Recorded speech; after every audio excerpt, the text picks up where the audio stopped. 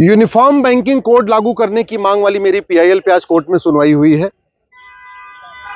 मैंने मांग किया है कि पूरे देश के सभी बैंकों के लिए एक यूनिफॉर्म बैंकिंग कोड लागू किया जाए, चाहे वो स्टेट बैंक हो या पीएनबी हो, भारत की बैंक हो या विदेशी बैंक हो, प्राइवेट बैंक हो या सरकारी बैंक हो, सबके लिए एक यूनिफॉर्म बैंकिंग कोड लागू करना जरूरी है। आज की डेट में जो विदेशी बैंकें हैं, जैसे एचएसबीसी हो गया, वेस्टर्न यूनियन हुआ, अमेरिकन एक्सप्रेस हुआ, ये नियम कानून का वायलेशन कर रही हैं। जो बाहर से पैसा आ रहा है, कनाडा से, ऑस्ट्रेलिया से, भारत को बर्बाद करने के लिए, खालिस्तानियों की मदद करने के लिए, माओवादियों की मदद करने के लिए, अलगाववादियों की फंडिंग करने के लिए, जिहादियों की फंडिंग करने के लिए, मिशनरियों की फंडिंग करने के लिए वो बैंक के जरिए आ रहा है, फिर भी उसको आरबीआई नहीं पकड़ पा रही है। क्यों? क्योंकि जब ट्रांजैक्शन हो रहा है तो उसमें आरटीजीएस यूज किया जाता है या एनईएफटी यूज किया जाता है। पैसा आ रहा है विदेश से पैसा आ रहा है, लेकिन उसमें लिखा रहता है आरटीजीएस या एनईएफटी।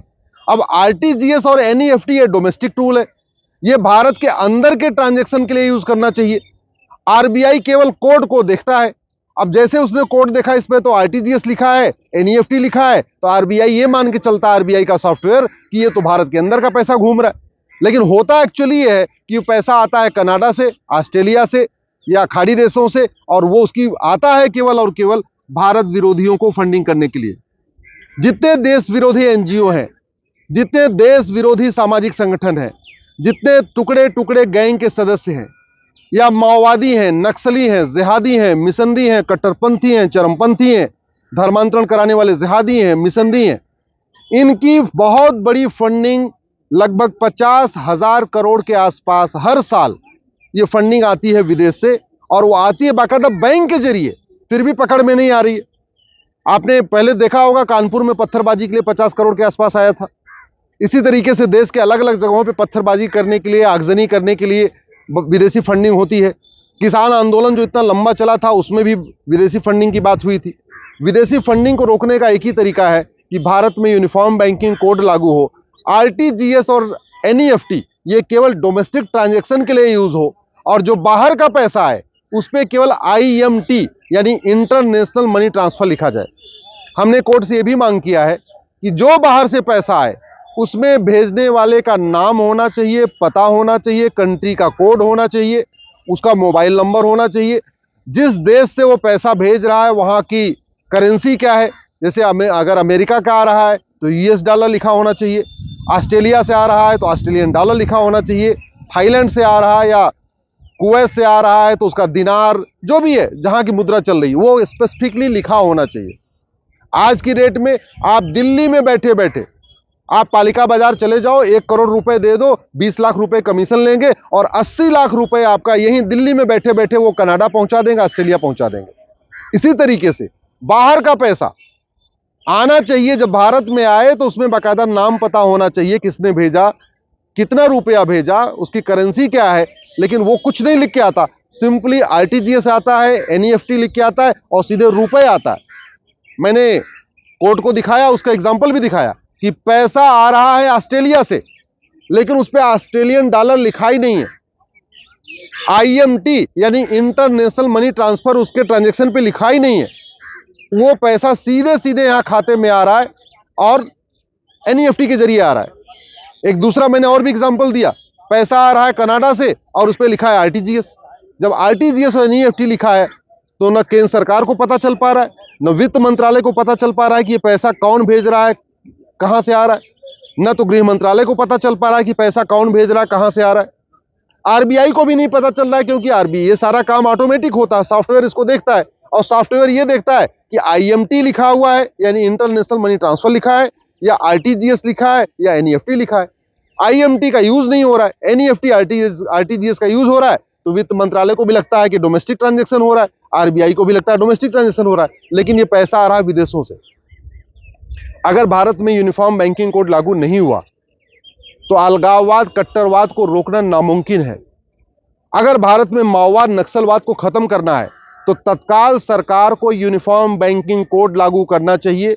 जो बैंक इसका वायलेशन कर रही हैं। जो भी बैंक, विदेशी बैंक, चाहे वो HSBC हो या वेस्टर्न यूनियन हो या अमेरिकन एक्सप्रेस हो, जो भी बैंक विदेशी पैसे को RTGS NEFT के जरिए ला रही हैं, उनका लाइसेंस रद्द करना चाहिए और ऐसे बैंक अधिकारियों को जो ये मिली भगत कर रहे हैं उनको जेल में डालना चाहिए। 50,000 करोड़ आ रहा है विदेशों से और बैंक के जरिए आ रहा है केवल और केवल भारत को बर्बाद करने के लिए। इसलिए अभी अगली सुनवाई 9 अप्रैल को होगी। मैं सरकार से निवेदन करता हूं, गृह मंत्रालय से और वित्त मंत्रालय से निवेदन करता हूं कि सरकार के पास पूरा डाटा है। आज कोर्ट ने बताया कि आप मुझे स्पेसिफिक डेटा बताइए कि कहां कहां विदेशी फंडिंग हुई है, तो मैंने कोर्ट से यही कहा।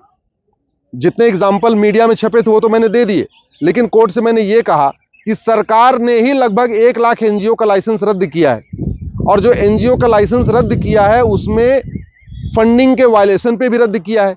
तो गृह मंत्रालय को ज्यादा पता है कि ये कौन कौन से एनजीओ हैं जिनको विदेशी फंडिंग हुई है और उन्होंने फंडिंग का वायलेशन किया है। वित्त मंत्रालय को ज्यादा पता है, ईडी को ज्यादा पता है, सीबीआई को ज्यादा पता है, पुलिस को ज्यादा पता है। हमें तो केवल इतना ही पता है जितनी बातें अखबारों में निकली हुई हैं। कोर्ट ने आज बहस सुनने के बाद उन्होंने 9 अप्रैल की डेट फिक्स किया है। 9 अप्रैल को उसको फाइनल हियरिंग है।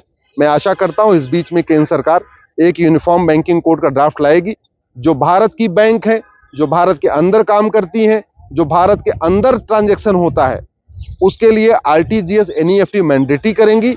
जो विदेशी बैंक है या विदेशी लेन देन कराती हैं, जो फॉरेन ट्रांजैक्शन करती हैं, उसके लिए बाकायदा एक यूनिफॉर्म बैंकिंग कोड बनेगा कि आप जब भी कोई पैसा लेंगे विदेश से या विदेश से जब भी कोई पैसा भेजेगा तो उसका नाम उस पर स्पष्ट लिखा होना चाहिए। जो स्टेटमेंट आता है उस पर भेजने वाले का नाम होना चाहिए, भेजने वाले का पता होना चाहिए, भेजने वाले का मोबाइल नंबर होना चाहिए, भेजने वाले के कंट्री कोड, देश का नाम होना चाहिए, भेजने वाले की करेंसी क्लियर कट होनी चाहिए कि वो रियाल है, दिनार है, अमेरिकन डॉलर है या ऑस्ट्रेलियन डॉलर, जो भी है क्लियर कट, या यूरो है, जो भी है क्लियर कट लिखा होना चाहिए।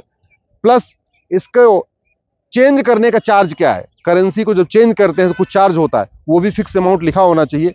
तब जाके विदेशी फंडिंग रुक पाएगी और जब विदेशी फंडिंग रुकेगी तभी भारत में अलगाववाद, कट्टरवाद, ये जिहाद, मजहबी उन्माद रुकेगा, तभी माओवाद, नक्सलवाद रुकेगा। जब तक विदेशी फंडिंग नहीं रुकेगी तब तक ये जो देश विरोधी गतिविधियां हैं इन पे रोक लगा पाना मुश्किल ही नहीं, नामुमकिन है।